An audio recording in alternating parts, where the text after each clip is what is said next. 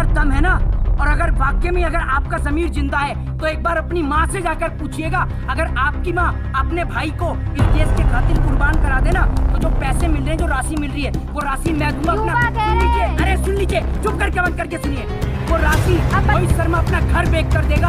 1 करोड़ 2 करोड़ जो सरकार कीमत लगा रही है ना, लोगों की जान की कीमत लगा रही है, तो मैं अपना घर बेच कर दूंगा। मोहित शर्मा ऐलान करता है कि जितने बीजेपी वाले हैं और ये जो नफरती लोग आप जैसे खड़े हैं ना, ये जो सवाल करते हो आपसे, कोई सवाल नहीं, सवाल अगर सवाल किया आप जवाब 11 लाख मिलेगा, 3 करोड़ रुपया मिलेगा, तो वो 3 करोड़ मैं देने को तैयार हूं, अपना घर बेच कर देने के लिए तैयार हूँ। ठीक है, आप अपने भाई को कुर्बान कर देंगे इस देश के लिए। युवा कह रहे हैं, चाहे मैं आपसे क्या कह रहा हूँ, इधर आइए। युवा छोड़िए, वो युवा कौन सा था फिर तो सड़क पर हुआ। अग्निपथ का विरोध करते हैं, लेकिन आपको नहीं पता सबसे ज्यादा जो आवेदन हो रहे हैं आर्मी के अंदर वो अग्निपथ योजना के तहत हो रहे हैं। देखिए, वो तो देश के अंदर बेरोजगारी इस कदर बढ़ गई है, इस कारण जो है बच्चे जो हैं, देश के नौजवान जो हैं, हाँ। वो अग्निपथ स्कीम हो या कोई भी स्कीम हो या कोई भी रोजगार निकलता है, चाहे वो एसएससी का हो, चाहे कोई भी एग्जाम निकलता है, उसमें भर्तियां भरते ही हैं, क्योंकि इस देश में बेरोजगारी इस कदर बढ़ चुकी है कि बेरोजगारी का कोई स्तर ही नहीं है।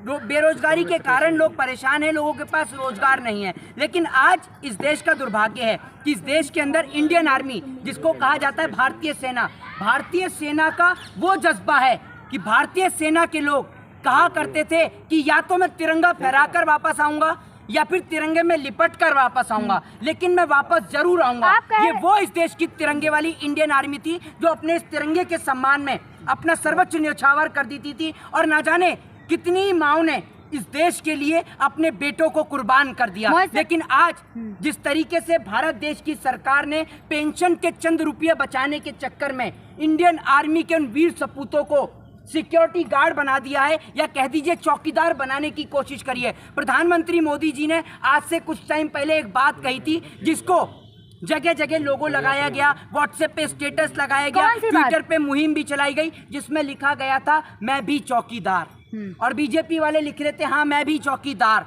और हमने एक बात उस टाइम पर बोली थी कि वो दिन दूर नहीं है कि जब इस देश के अंदर वाकई में इस देश की सरकार देश के तमाम नौजवानों को चौकीदार बना देगी, और सरकार ने चौकीदार बना दिया है। एकमात्र एक चीज बची थी, और वो थी इंडियन आर्मी। आज इंडियन आर्मी के जो बच्चे हैं उनको भी चौकीदार बना दिया गया है। दूसरी बात ये कि आप आधी अधूरी जानकारी के साथ यहाँ खड़ी होती हैं। आप जानती हैं कि ये मुद्दा जो है सुप्रीम कोर्ट तक पहुँच गया है, और राजनाथ सिंह जो है वो तत्काल इस पर अभी मीटिंग भी करने वाले हैं। आवेदन तो हो रहे हैं ना, आवेदन तो आज भी हुए। आवेदन क्यों ना हो, आवेदन क्यों नहीं होगा, ये बताइए ना आप मुझे। क्या इस देश के अंदर अगर चलिए आवेदन की आपने बात कही, आवेदन भी नहीं करेंगे, आप ये बता दीजिए। अरे एक मिनट, योजना से आप पहले यही बता दें दिक्कत क्या है आपको। आप एक बात मुझे बताइए, एक मिनट, दिक्कत क्यों नहीं होगी? आपको दिक्कत नहीं होगी क्योंकि आपके घर से कोई नहीं है आर्मी में। आप ये बताइए ना, क्योंकि आप सुन लीजिए, अगर 4 साल की है तो 4 साल के बाद और नए जो युवा हैं उनको मौका मिलेगा ज्यादा से ज्यादा युवा। तो आप एक बात मुझे ये बताइए ना, तो इस देश के अंदर ज्यादा से ज्यादा युवाओं को एमएलए बनने का भी मौका मिलना चाहिए, एमपी बनने का मौका मिलना चाहिए, प्रधानमंत्री बनने का भी मिलना चाहिए। तो इनका कार्यकाल 5 साल का क्यों होता है? मोहित शर्मा तैयारी आप करेंगे एमएलए का? मैं आपसे कहता हूँ, मेरे एक सवाल का जवाब दे दीजिए, यहाँ खड़े होकर वहां से चिल्लाइए मत, ठीक है ना। और इस सवाल का जवाब मुझे दे दीजिए कि 5 साल का कार्यकाल इनका क्यों होता है और इनको पेंशन क्यों मिलती है?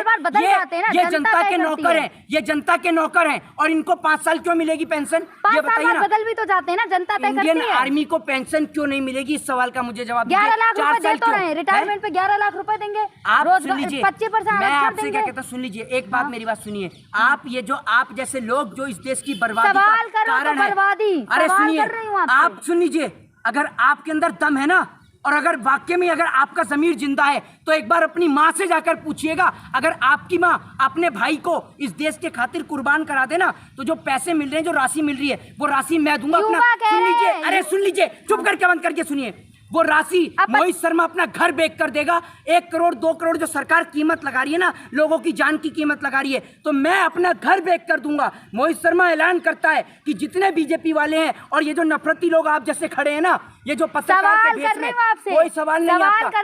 सवाल अगर सुने तो जवाब सुनने का दम रखिए। आप जो कह रही है ना कि जो 11 लाख मिलेगा, 3 करोड़ रुपया मिलेगा, तो वो 3 करोड़ मैं देने को तैयार हूँ, अपना घर बेच कर देने के लिए तैयार हूँ। ठीक है, आप अपने भाई को कुर्बान कर देंगे इस देश के लिए? युवा कह रहे हैं, चाहे मैं आपसे क्या कह रहा हूँ, इधर आइए, युवा छोड़िए, वो युवा कौन सा था फिर जो सड़क पे उतरा हुआ था? कहाँ है वो युवा आज? आवेदन कर रहे हैं अधिक से अधिक। अच्छा, वो युवा कहाँ है? धारा 144 आप लगा दो, उठाकर मुकदमे आप दर्ज कर दो, उसके बाद पूछते हैं युवा कहाँ है? हैं? युवा को प्रोटेस्ट करने देते हो आप? हैं? प्रोटेस्ट करने की आजादी आपने दे रखी है, लोकतंत्र की धज्जियां युवा आप उड़ा कह रहे लेते हैं, हो। चाहे और आर्मी आप की जॉब है, चाहे 11 साल की हो, चाहे 4 साल की हो, देश की सेवा करने का मौका मिल रहा कौन है। से युवा कह रहे हैं? कौन से युवा कह रहे हैं? वीडियो में कह रहे हैं, आप कौन से? सोशल मीडिया की वीडियो देख लीजिए। रवि किशन की लड़की की वीडियो देख रही हैं। रवि किशन कह रहा है कि मेरी बेटी भी भर्ती होगी, उसकी हाँ, वीडियो देख रही उन्होंने हैं। खुद कहा हैं? है। आप नहीं भर्ती होना चाहती इंडियन आर्मी में? छुड़वा दूं आपकी पत्रकारिता? आपकी भी तो उम्र भी है, आपने आवेदन दिया?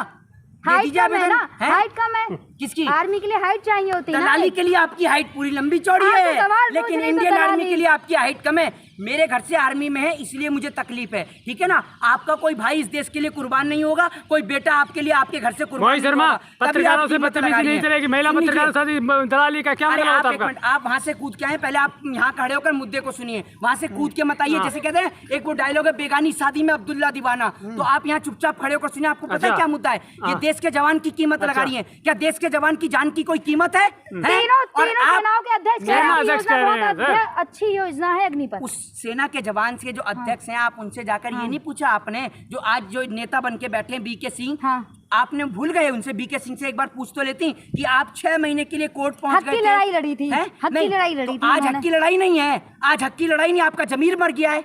हैं? आज हक की लड़ाई नहीं है।